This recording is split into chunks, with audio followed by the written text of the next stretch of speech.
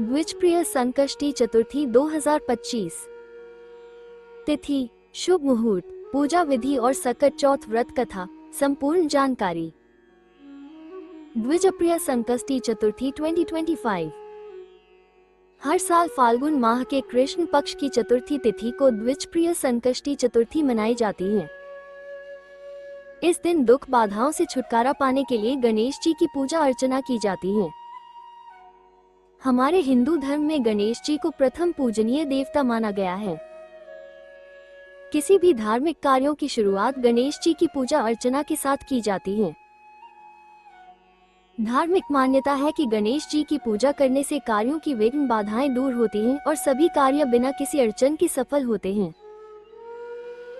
गणेश जी की कृपा से कष्टों से छुटकारा पाने के लिए भी हर माह में आने वाली चतुर्थी तिथि को व्रत और पूजन किया जाता है। हर साल फाल्गुन माह के कृष्ण पक्ष की चतुर्थी तिथि को द्विजप्रिय संकष्टी चतुर्थी मनाई जाती है।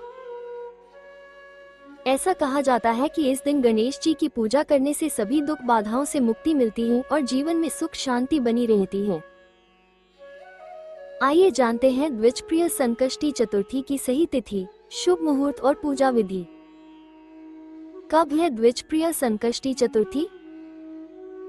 दृक पंचांग के अनुसार फाल्गुन माह कृष्ण पक्ष की चतुर्थी तिथि की शुरुआत 15 फरवरी 2025 को रात 11:52 पर होगी और 17 फरवरी को प्रातः काल 02:15 पर शुरू होगी। ऐसे में उदया तिथि के अनुसार 16 फरवरी 2025 को द्विजप्रिय संकष्टी चतुर्थी मनाई जाएगी। द्विजप्रिय संकष्टी चतुर्थी 2025। शुभ मुहूर्त, ब्रह्म मुहूर्त 5:16 AM से 6:07 AM। अभिजित मुहूर्त 12:13 PM से 12:58 PM। गोधूली मुहूर्त 6:10 PM से 6:35 PM। अमृत काल 9:48 PM से 11:36 PM। विजय मुहूर्त 2:28 PM से 3:12 PM। द्विजप्रिय संकष्टी चतुर्थी 2025। गणेश जी की पूजा विधि। द्विजप्रिय संकष्टी चतुर्थी के दिन सुबह जल्दी उठें। स्नानादि के बाद स्वच्छ कपड़े धारण करें। घर के मंदिर की साफ सफाई करें। एक छोटी चौकी पर लाल या पीला वस्त्र बिछाएं। इस पर गणेश जी और शिव परिवार की प्रतिमा स्थापित करें। अब गणेश जी को फल, फूल, दूर्वा, अक्षत, धूप दीप और नैवेद्य अर्पित करें। गणेश जी को सिंदूर अर्पित करें। उनके समक्ष घी का दीपक जलाएं। गणेश जी के मंत्रों का जाप करें। इसके बाद गणेश जी को मोदक, फल और मिठाई का भोग लगाएं।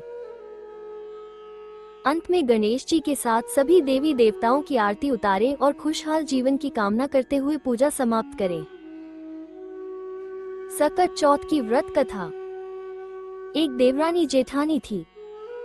जेठानी अमीर थी। उसका परिवार भी बड़ा और पूरा भरा था। देवरानी गरीब थी। इतनी गरीब की जेठानी की सेवा टहल करके गुजारा करती थी। जो कुछ चूनी चोकर मिल जाता उसे अपनी झोपड़ी में आकर पका कर खा लेती।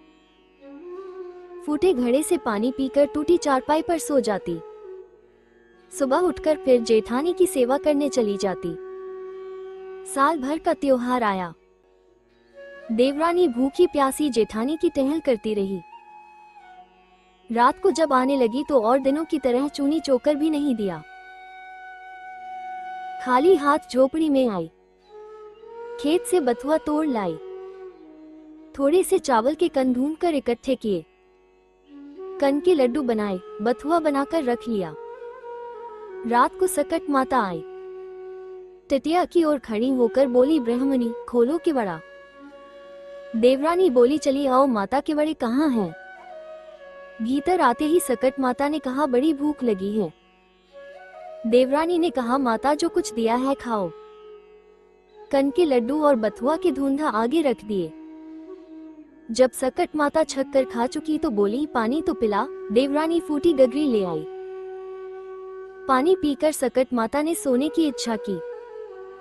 उसने टूटी खाट बाता दी। थोड़ी देर सोने के बाद सकट माता को टट्टी लगी। उन्होंने पूछा, टट्टी कहाँ जाऊं? देवरानी ने कहा, माता सारा घर लीपा पुता है, जहाँ चाहो बैठ जाओ। सारे घर में उन्होंने टट्टी ही टट्टी कर दी, फिर भी अभी पूरी तरह निपट नहीं पाई। पूछा, अब कहाँ जाऊं? देवरानी ने कहा, अब मेरे सिर पर करो।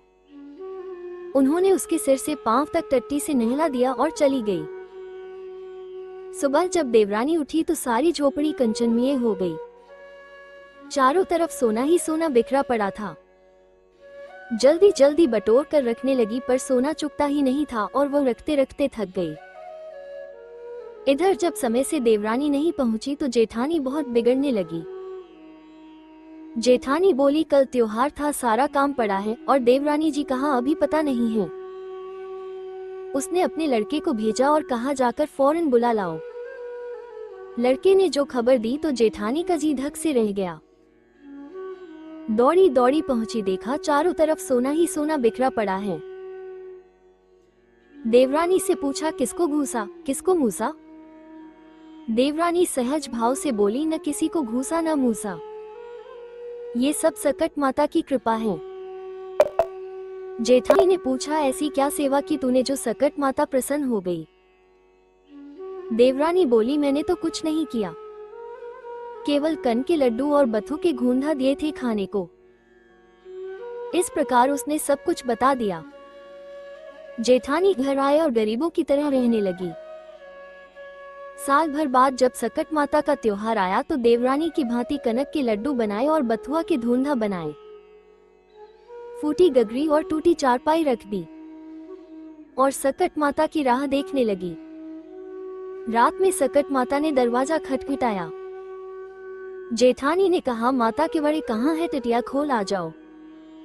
सकट माता ने जो पिछले साल देवरानी के साथ किया था वही सब किया। जेठानी ने कहा, माता जो कुछ है खाओ पियो, तुमसे कुछ छिपा तो नहीं है। सकट माता ने खाया पिया और टांग फैलाकर सोई और आधी रात को घर तथा जेठानी को टट्टी से नहला दिया और माता चली गई। सुबह हुई, लड़के बच्चों ने देखा चारों तरफ गंदगी ही गंदगी फैली है। जेठानी भी गंदगी से नहाए निकली, चलना कठिन था। सारा घर बदबू से भर गया। उन्होंने कहा, तुमने यहाँ क्या किया? जेठानी ने खिसियाकर देवरानी को बुलाया। देवरानी आई। जेठानी ने बड़े ताने से कहा, तुमने जो कहा था वो कुछ न हुआ। देवरानी ने कहा, तुमने तो बहन गरीबी का नाटक किया था, तुम्हारे पास तो सब कुछ भरा था, इसी से सकट माता अप्रसन्न हुई। मेरी गरीबी में उन्हें दया आ गई और सब कुछ दे दिया। तुमने तो मेरी नकल की थी, इसी से ऐसा हुआ है। अगर आपको यह वीडियो पसंद आया हो तो लाइक जरूर करें। गणेश भक्तों के साथ इसे शेयर करें ताकि वे भी इस पावन तिथि की सही जानकारी प्राप्त कर सके। आपकी कोई भी शंका या सुझाव हो तो हमें कमेंट में जरूर बताएं, हम आपके सवालों का जवाब देने की पूरी कोशिश करेंगे। ऐसे ही धार्मिक और शुभ जानकारी के लिए चैनल को सब्सक्राइब करें और बेल आइकन दबाना न भूलें ताकि आपको हमारी नई वीडियो की नोटिफिकेशन सबसे पहले मिले। गणपति बप्पा मोरया।